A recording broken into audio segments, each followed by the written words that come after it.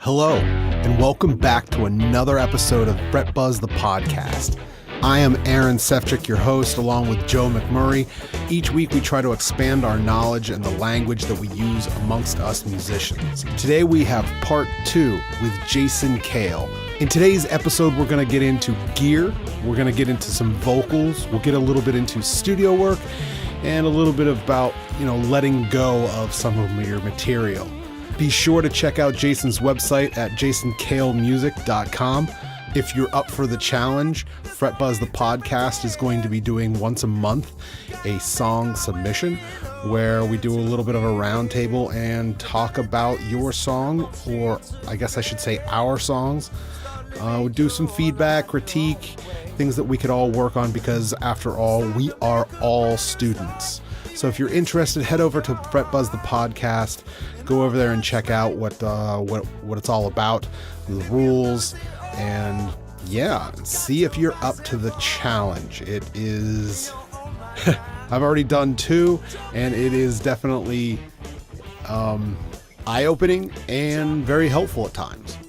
So if you would like to have a little bit of feedback on what you've got, by all means, head on over to Fret Buzz the Podcast. And with that, I give you part 2 with Jason Cale on Fret Buzz the Podcast.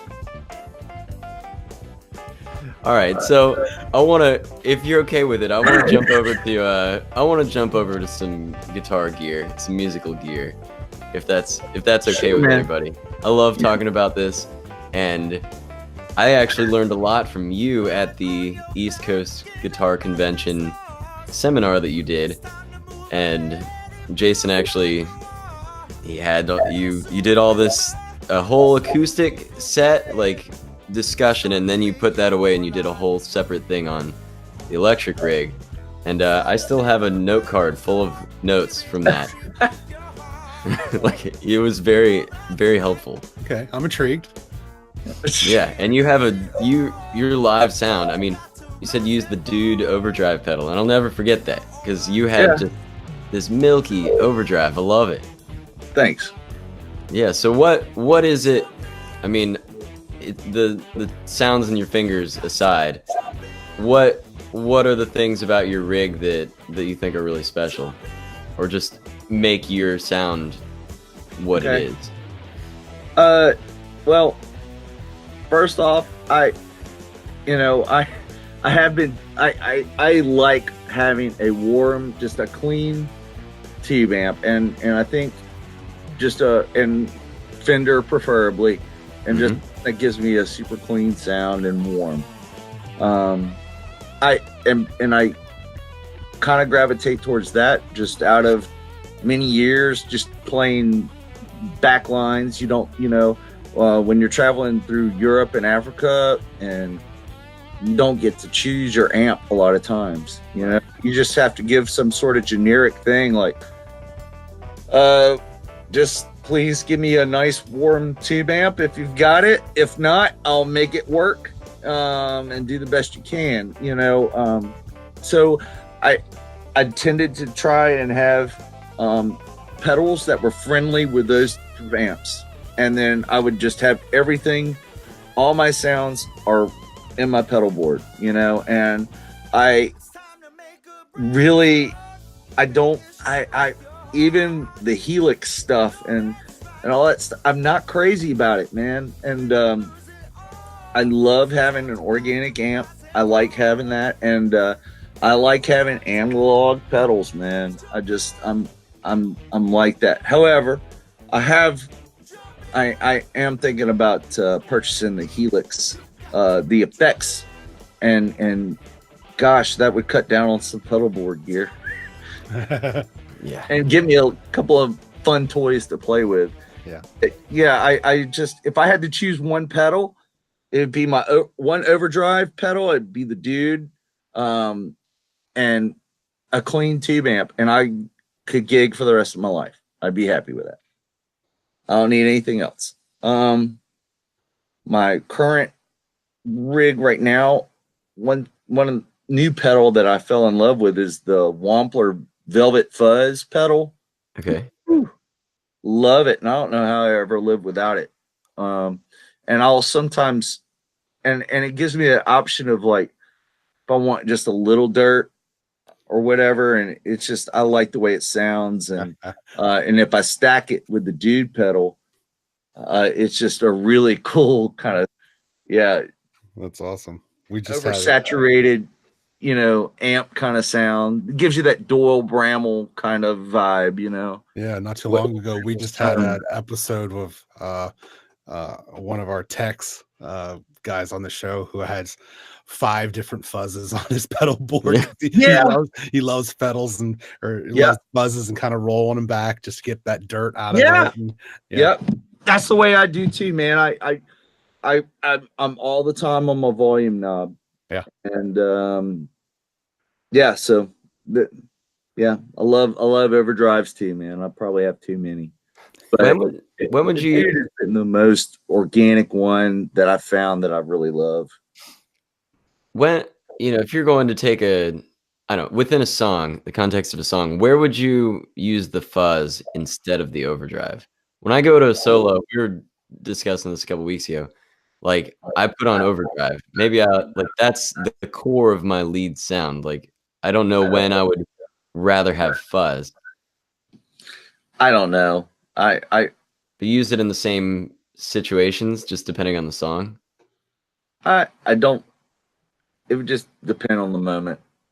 I don't. Like I said, like if I had to choose one drive, it'd be the dude, and that one probably stays on primarily most of the time. But I just got this Wampler pedal, and so I'm still kind of experimenting with where I want it and where I like to have it. But the dude normally stays on. Like I can keep that thing on the whole time, and just roll my volume back to clean things up. Yeah. Mm-hmm. What do you like about it? Have you used a tube screamer? Just a basic. Yeah. The tube screamers I've experienced were just, I didn't like how mid-rangey they were. Oh yeah. They definitely have that hump there. Yeah. So you're playing through a Fender and for the amp, what are you using for your axe? Currently I have a Fender Strat that I've messed with that I've had since 1996 that I've modded, and I have 2 lace sensor single coils, and then I have a Seymour Duncan, a 59, and the bridge, and it's just it's a guitar that I can use for anything. And it's been my workhorse, man. That guitar has been my workhorse. I have a Paul Reed Smith hollow body too. And then I have a Fender Jazzmaster that I absolutely adore. I love that thing. But I just recently got endorsed by a company called Lindsay Guitars, LINDSAY Guitars. Mm-hmm. Luthier's based out of Chesapeake, and he's fantastic, man. He might be somebody cool to have on your show. But he's super cool, and his attention to detail is unlike any other persons I've ever met. And I just happened to play one of his guitars at the expo, at the Guitar Expo last year, and we got to talking, and he videoed me. And when I sat down and played his guitar, he's like, "Man, you mind if I video you for my site?" I'm like, "No, not at all." And exchanged numbers. And a few weeks later, he called me up and he's like, "Dude, we want to just fully endorse you, man. And just, we want to build you a guitar and help us promote it. Are you interested?" I'm like, "Hell yeah, dude. That's awesome." So I've been working with him and his wife. They're fantastic people, friends, first of all, friends. Right. Okay. And seriously, I didn't go up to his shop. Hey, I'm looking to be endorsed. Can I get some guitars? Yeah. No, I just don't like that angle, and it just happened organically, and that's the way it should be. And and I'm just freaking overwhelmed, blessed, honored, all the above to be playing his guitars. And he's actually building me kind of this jazz master-esque guitar. And we're putting Lindy Fralin pickups in it, the P90, Lindy Fralin P90s in it. Yeah. And dude, I'm hoping that's going to be a kind of one of my staple guitars that I use primarily for most of my gigs. And then he's building me a beautiful Florentine cutaway acoustic, man, that I'll be using at gigs. But yeah, definitely anybody listening, check out their website, man. He's fantastic and fantastic people. And I think 10% of the guitar, he gives 10% of his proceeds to the local SPCA, which is pretty cool. Yeah. I'm a dog person, as you can tell. Mm-hmm. Yeah. Awesome. Effects wise, I enjoy using the Terra Echo. Yeah. Terra Echo, that's a lot of fun. I have the Canyon chorus or the Canyon delay. I have that one too. Yeah, it's a lot of fun. I love that otherworldly setting you can get on it, like the crystal. I don't know what you call it. Yeah. It's fun, and especially when I don't have a keyboard player. Mm-hmm. I'll put that on and kind of just chord stuff out, and it sounds like I have some sort of synth in the background, you know. Let's see. Yeah, and I have a Roto vibe. I have the Zach Wild Roto vibe and standard wah. Yeah. Mm-hmm. Sometimes I'll use compression. I have but yeah, I'm always back and forth on compression. Sometimes I feel I put it on and I just like nothing feels right anymore, but I keep thinking it should sound good if I can get it set right, but every different room it changes. Do you have a blend knob on your compression? I do. I mean, it's got too many knobs. I've got the Keeley 4-knob compression. Yeah. Man, I've got the Wampler Ego compressor, and then I've got the what is it? The Vice Grip. Is that Seymour Duncan Vice Grip? I don't know that one. Yeah. But the Vice Grip, I really like that Vice Grip, man, and it's pretty simple. The Ego compressors, the Wampler one is pretty simple too, man. Yeah, like the Dynacomp, it's got the one knob in the middle. What's that? I think the Dynacomp has like one knob in the middle. Yeah. It compresses it and turns up the volume at the same time. There's another one, man, that's pretty natural sounding, built by Mark Smiler, Smile Tone pedals. Have you ever tried out any of his stuff? Smile Tone. You should check it out. Mark Smiler. Good people, great guy. And he's a local dude around our area here in Virginia too, man. And Smile Tone, I want to say it's smiletonepedals.com or smiletone.com. And he's got some pretty awesome stuff. Yeah. I think for me it's not like I never have time to do a full-on sound check where I can just like I can't really hear myself well enough out in the audience. You know, I turn on that compression pedal, I make a few tweaks and I'm like, I hope it's good, and then I get in the, you know, by the time I actually kick it on for something, I think maybe, you know, some people leave it on all the time, like just barely on. That might be the way to go.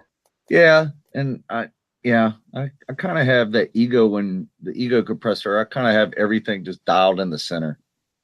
Everything's at 12 o'clock. Yeah. I'm pretty happy with it. I think I have the tone maybe at 65%, something like that. And but sometimes, like, if I'm rolling, especially if I'm just, like I said, a lot of times I'm using my volume knob to clean things up. If the compressor's on, my overdrive pedals don't sound the same, so I'll turn it off so I can get a kind of a cleaner kind of sound. Yeah, that makes sense. If you're rolling your volume down, it's trying to keep the volume up. Yeah. Compression. I mean, I was listening to another podcast and they were talking about compression, and they're saying like every studio album ever has basically had compression on it. Like we're so used to hearing it. It should sound good if you know how to use it. Yeah. Yep. Yeah. It's that is like in the studio when I'm recording, I don't like over compressing things like on vocals and guitars. I just barely get it there. Barely. It's just a touch. And yeah, I like trying to keep things to sound as natural as possible. Speaking of singing, you're an awesome singer. We haven't even brought that up, but except in maybe the introduction, but you've got a great voice. Thank you. Yeah, I mean, it's like a solid, it's like what I want to hear when I want to hear a rock voice, a male rock voice. You have like you have that. Like you don't have a Disney voice, you don't have an operatic voice. You have a great rock sound to you. That came out of necessity, man, especially early on, like the music I wanted to play, nobody wanted to sing or nobody could sing. And so it kind of came about just, because I had to. Yeah. Yeah. Which often happens. Yeah. It's hard to get singers. It really is. I mean, even where I work, it's just nobody wants to sing. Everybody's too self-conscious. And then you're just left with, well, somebody has to do it. Right. Yeah, man. Yep. And so and it was funny in college, man. I was studying classical voice. In fact, part of my scholarship, I joined the military to get money for college, but when I started going to college, man, I was really blessed to have full rides, man. And one of my professors heard me sing in one of my first semesters of sight singing, and studying music. And he was like, dude, why aren't you in the choir? And I'm like, choir? And he's like, I need your voice in the choir. I'll give you a scholarship. And so he's like, you just have to take a voice lesson here and there. And, and I need you in the choir. And I was like, what a gift. And so, dude, he gave me a scholarship. And so I would study, I was studying classical voice. And then during the day at school, and then I'd go sing a frat house that night with my rock band. Doing it right. Yeah, man. Do you have any struggles or specific show, like day of show preparations that you do specifically for your voice? Man, no. I've been very blessed to have good genes in that department, man. My mom was a singer. My family, everybody was involved in music in the South, man, like where I grew up. Family reunions, there was music always going on and people singing. Same for my wife. And I think the biggest thing I'm doing before a gig, to be honest, and is trying to get out of my own head. I've always struggled with anxiety. And sometimes it'll still get the best of me, man. Like I have horrible stage fright still to this day. And so, and that was, it's something that I've always struggled with. So I have to like literally remember just to have fun. And that's the biggest, that's one of my biggest things that I have to just psychologically, I have to just kind of try and cleanse myself of any negativity or crazy, just crazy thinking that anxiety will do to you, man. Yeah. For me, it's like that first, it's that 10 minutes before the first chord is struck. Once I'm into the chord and I'm actually plugged in and I've got that first lick going, it's good. but it's leading up to that. You're like, oh, yeah, man. For me, it's remembering freaking lyrics, man. Yeah. And Yeah. like for me, it could be a song I have played 100 times. And if I am not one with the universe, dude, I will screw it up. You know, and, you know, if I'm overthinking it, it will come to me, man. You know, and I'll be watermelon it. It's terrifying to be in the middle of a song and you don't know what the next line is. Yeah. And it's like you're down to the final fraction of a second and you open your mouth and somehow the right word comes out and you're like, thank God. Or doesn't. Yeah, or doesn't. You just you make something up. But yeah. Here's the first verse again. Yeah. Lyrics or are you the start worst. off the song with the second verse. Yep. Horrible. I hate that. Yeah. And you just have to figure that But I think most that's people really aren't listening to your lyrics that closely. Well, if the sound man's doing his job, the lyrics will not be understood whatsoever anyway. Right. Wait, why if he's doing his job?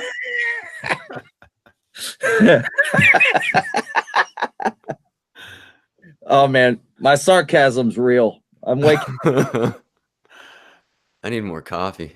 I ran out a long time ago. I have a whole bunch left in the kitchen. I should have refilled. Yeah, remember I spend more time in preparation for shows. I spend more time trying to remember or reviewing lyrics than probably anything else other than maybe like complicated looping pedal things. Like I really just like it, I could have, like you said, I could have sang the same song over and over, but I try to make sure that I've at least sung it in the last couple of weeks if I'm going to perform it on stage. Yeah.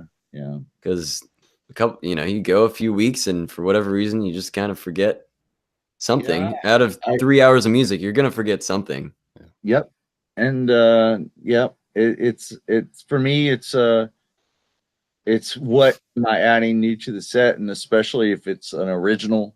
Like I had 2 new original songs I wanted to do last night. We only did one of them because we ran out of time, but it's reviewing, making sure I'm playing what I wrote. Because when it's an original, sometimes I tend to, feel it differently once I'm playing it live. When I've got my guys back there and they are like, "Nah, bro, this is what you wrote." And this is kind of, they're gonna hold my feet to the fire. And sometimes it's for the better. I'll play it the way I originally intended. The original intent was, and then then we'll kind of make it our own as we play it out. But remembering all that stuff, especially when it's a new original, and because if we're doing a cover or something, you can it's probably something you're very, very familiar with, but lyrics and singing lyrics. And last night we did One Way Out by Allman Brothers, and I had to work on the verse and how rhythmically it flowed playing the guitar, because that was something I'd never sung before, and because I was like, man, that'd be hard to sing and play. But it was nice having Danny Lubertazzi on the guitar playing most of the rhythm stuff so I could sing it. Yeah, there's some things like some of the AC/DC is really hard to play rhythm and sing. Yeah. Like, you sing that? I don't, because it's so hard. But yeah, I mean, there are certain songs, I guess, if you've got a dedicated rhythm guitarist doing more than your basic strum patterns, it changes everything. Yeah. Yeah, absolutely. It's really nice to sing. I feel like I sing better when I'm not playing the guitar, and I can really, like, any studio experiences I've had singing and really, kind of closing your eyes and focusing on your voice and not having to multitask. I feel like I'm a better singer when I am able to focus that and breathe better, and the I whole feel works. weird. I feel completely naked when I don't have a guitar in my hands. Right.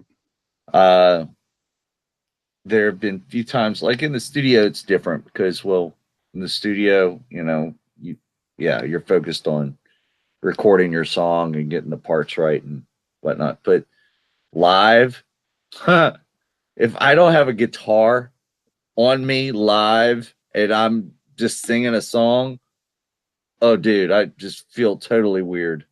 Yeah. Totally weird. I don't like being like the dude holding the mic and just feels weird. Yeah, you're expected to like dance around more if Am you I don't have an supposed to instrument. dance? This isn't me. I've gotten to play keys on stage a couple times, and it is weird. Like not have just your balance is off, not having that weight in front of you. Yeah. It's a very strange experience. What do I do with my hands? Right. So you don't ever get hoarse?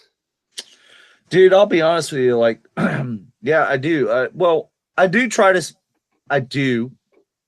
sing correctly. Okay. But, depending on the volume of the stage, what I'm fighting over, I will, but I normally do try to dial in my voice at least to where I can sing comfortably. However, when you're gigging a lot, like I have been, I've been grinding it out over the last year, between PC and J and my band, literally like anywhere between 2 to 4 nights a week. We were gigging, and in November caught a cold, man. I just couldn't shake. And to be honest with you, like I feel like it's just still in my throat somehow. And my voice has not been right. And of course, it's that time of year where everything's super dry. Everybody's got their heaters running, and so everything's just getting dried out. I was just constantly drinking water last night, and it seems like I have to sing a whole song or two before my throat feels like it's clear,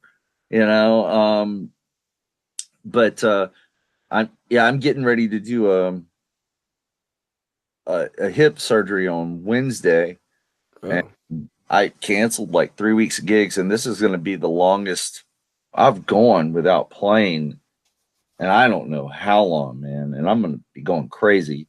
But to be honest with you, I think I need the rest. I need to rest my voice. I need to rest, just period. And hopefully, I can use this healing time I'm going to be doing, just to kind of rejuvenate, recenter, and do the networking thing. It's important. Yeah. Well, we're doing some, you're getting your name out there to our viewers. Some networking right there. Yeah, it's we were talking about networking earlier and using connections, and as musicians, networking is just part of the game. But I think it's in any profession, networking is a game. And I say it's a game because it feels kind of like a game. You have to go attend things or functions and, meet people. But hopefully, when we're out and we're networking, we're meeting genuine people. Right. That's what I always strive to do. So, yeah, while I'm down, I'm going to be reaching out to some festival coordinators and that, I've met in the past, and try to finish booking my 2019 year. That's bold. I wish people are just starting to book summer gigs. I feel like most oceanfront stuff. It's hard to get a October, fall gig right now. Yeah. I'm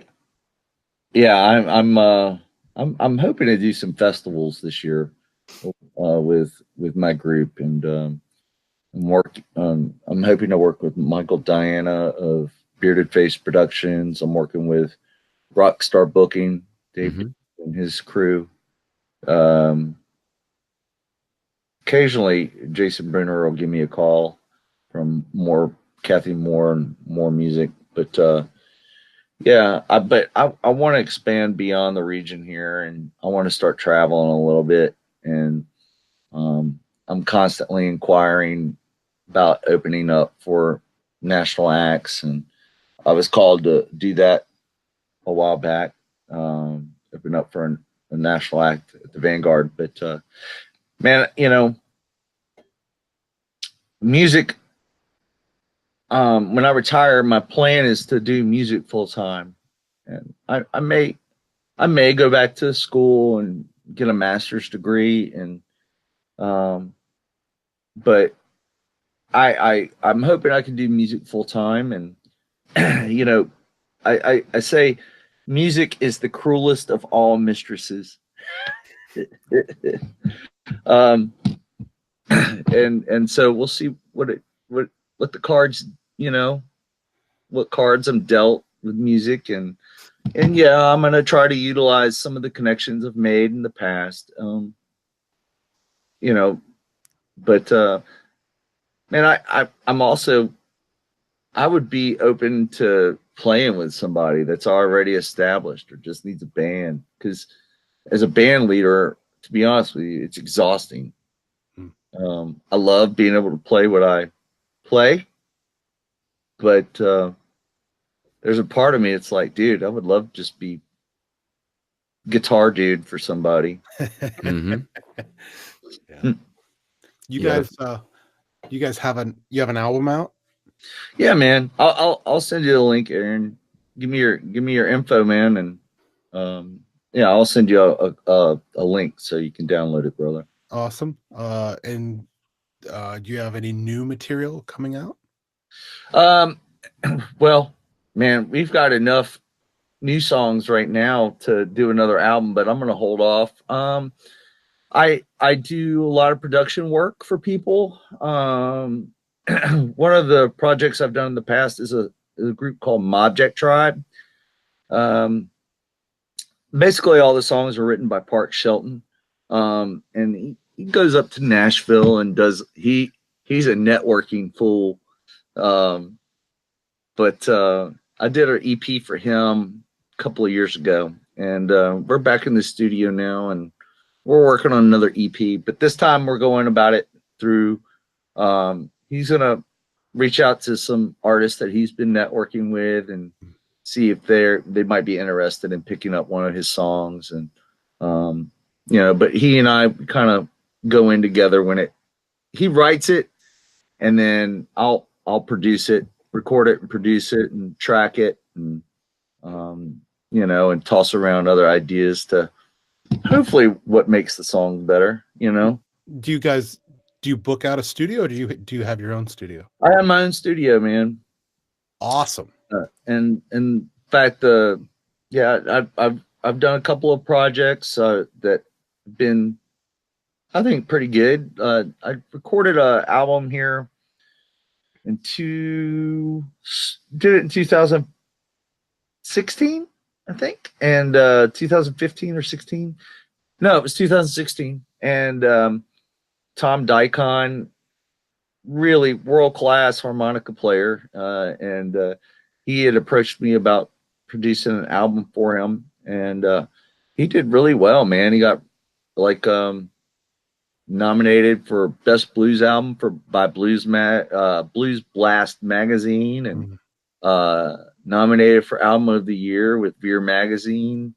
And yeah, man, it did pretty well, man. Come out of my little studio. Yeah. And then I've done a couple other projects. Jeremy Harrell, and he was nominated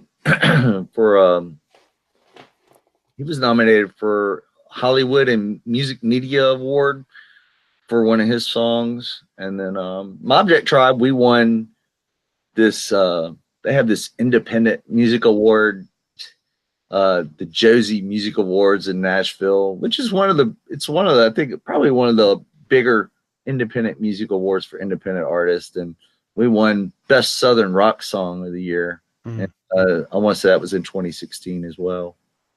But yeah, it's cool. And Object Tribe, we're a little bit all over the place, man. But musically, yeah, the EP we wrote is just crazy all over the place. And there's another artist I like working with out in LA, Nico Ellison, and he comes from an R&B gospel background as a vocalist and lyricist, and he's fantastic in the studio. And he and I did an album together called Right Dogs, WRITE DAWGZ.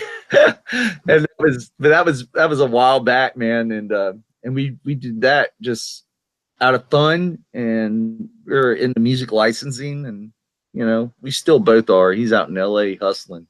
Yeah. Cool. All right. So what do you just because I'm a studio guy, what are you running? Are you running Pro Tools? I am. So when I first started dabbling in recording, I was using Sonar. Okay. Yeah. And dude, I just kind of stuck with Sonar. And then I love that program. But I just recently installed and started working with Studio One 4. Okay. And their version 4. And yeah, so far I'm still getting used to it, but so far I'm digging that. Yeah, there's a lot of people who enjoy Studio One. There's a lot of people who like that program. And then are you using any analog hardware, compressors, or what kind of preamps or what not like that? I'm using I'm using the Roland Octacapture. Okay. I'm just trying to something I could take that's portable if I need to. Yeah. Portable. I have a PreSonus DAW control interface, and then and for my mics, I have a Rode mic, but I also have a AKG 414 that I really like, and it's pretty natural. Yep. I love it. And if I and now on my album, I recorded everything in house, and we used Audix, a really nice Audix drum mic package. Yep. And they came out sounding fantastic. I've also used, like, for the Object Tribe stuff, I've used virtual drums, Easy Drummer, and all that stuff. And as long as you dial those things in, great. Dial them in right, EQ wise. A lot of people can't tell the difference, No. So yeah, and then if I have bigger projects like Tom Dykon's project, we went to another studio in Norfolk. Trying to remember the name of it, and we rented them out for a day and a half, and we tracked the 10 albums. And I was kind of a arranger for that too, so I charted out all the songs, rehearsed the musicians 2 days before, and we went in and we just tracked drums, bass, a couple of live instruments outside of that. But that was mainly just to get a live feel, and it was a nice drum room, upright bass, kind of getting that all laid down at the same time to save us some money. Yeah.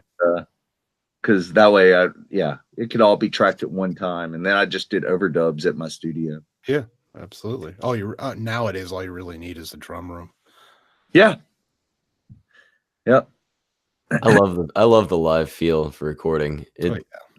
That's how we did our Kairos project, and you can go in and do your overdubs like you're saying, but there's something. The whole thing just sounds so cohesive when you do track it like that. Like the band is actually that good. Well, play that song. That's what it comes down to, is rehearsal and making sure that the musicians that you play with are, on point. You all know what you're supposed to be doing, and there's no rewriting or writing going on within the studio, because that's not really what you're there for. That's right. That's right. Yeah, and everybody getting the right feel, so you don't feel like you're in different rooms. I think that's the hardest part. And yeah, I just haven't had the.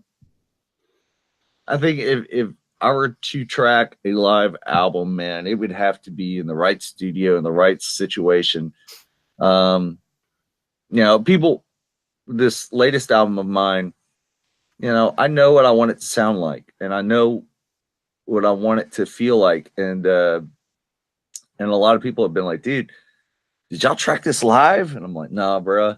I know what I wanted my product to sound like. And so, it just all started from a guitar scratch track with a click track and walking it through with all my musicians and then having really just top-notch guys play on it.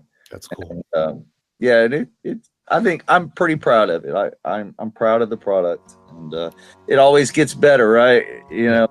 It's every time you make a recording, you learn something, and and Joe Bonamassa, I read an article by him, and they were talking about all his albums, and is there one that he wishes he never did or whatever? And I think he gave a reply like, an album, a recording is just a picture in time of where you are as a musician, and it should be appreciated.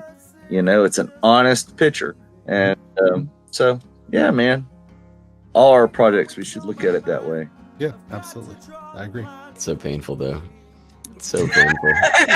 To listen back. Nah. Yeah. I like it. I enjoy the process. You can see the progress of you as an artist, and I accept, that. Okay, dude, 3 years ago I wasn't, the man I am today, and that's okay. That's right. That's right, brother. That's right. We're always evolving. It's humbling. It's humbling to hear yourself, and I think it's easier when you're not out playing the same songs. Like certain songs that I've written years ago and recorded years ago, I've now been playing them for 4 or 5 years live, and maybe if I was to just drop those songs and they would be at rest. Right. The fact that those songs have evolved so much, I listen back and I'm like, man, I wish I could re-record the song in a lot of cases, rather than having to write a whole new song. Nah, no. Yeah. I had to when I started this band, I think through my travels, I was always, whenever I move in the military, I'd find people to play with on the outside, and I got in this habit of I never left old songs that I'd written, and they were always like this, like, okay, I got to do these songs, and then I'll do these, covers, and I kind of got in a habit of doing the same stuff up until a couple of years ago, when I knew that I was going to be here, that I'm going to retire here, and I want to do, I really want to put together a really great band. And I did start by playing some of my old originals again, but I was like so burnt out on them. And I think, and then when I started really believing in myself and believing in my gut and trying to write from the heart, I started just shedding a little bit, and now I don't even want to touch them, Yeah, no, I do know. I do know. I know exactly what you're talking about. There is a time to just kind of let the past be the past. It is, like you said, it's a snapshot of what you used to be, and that's a good thing. Now that kind of gives me a clear mind to just kind of go into the future with an all new path. Right. That's right, man. Well, guys, I've enjoyed this immensely. Unless anybody has any final words, I think we've covered a tremendous amount of information. Jason, is there anywhere that our listeners can go to find out more about you? Yeah, man. My website, jasoncalemusic.com. You and find out where all of I'm getting ready to play, and find out more about the band, and find out a little bit more about me, and and look forward to hopefully seeing you guys again soon, man. Yeah. In person one day. Yeah, thank you. Appreciate the whole thing, man. It's been great. Thank you. And I'll see you around, man.